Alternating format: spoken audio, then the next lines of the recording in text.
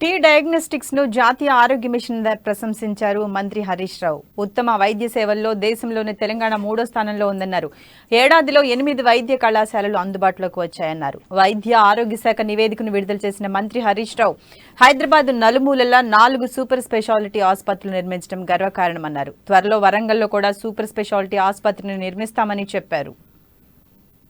లో కూడా ఇంకో 2000 పడకల విస్తరణ జరుగుతుంది. నిమ్స్ 2000, వరంగల్ 2000, 4000 పడకలు. 4 సూపర్ స్పెషాలిటీలు కలిపి 4200, అంటే 8200 పడకల సూపర్ స్పెషాలిటీ సేవలు ఈ రాష్ట్ర ప్రజలకు అందుబాటులోకి తెచ్చే విధంగా 2022 సంవత్సరంలో కీలకమైన నిర్ణయం తీసుకోవడం, భూమిలు కేటాయింపజేయడం, పనులు ప్రారంభించేటువంటి ప్రక్రియ కూడా జరిగింది. So 8200 super speciality beds add కావడం అంటే ఇది ఒక అద్భుతం. ఇది రాష్ట్ర చరిత్రలో ఒక దశాబ్దాల కాలం పాటు ఈ రాష్ట్రంలో పేద ప్రజలకు కార్పొరేట్ వైద్య సేవలు అందించడం కోసం, ప్రభుత్వ రంగంలో అందించడం కోసం ఒక మంచి మైల్ స్టోన్ గా మనం అందరం కూడా చెప్పుకోవచ్చు. అదే విధంగా డయాలసిస్ సెంటర్స్ ను కూడా బాగా విస్తరించాం.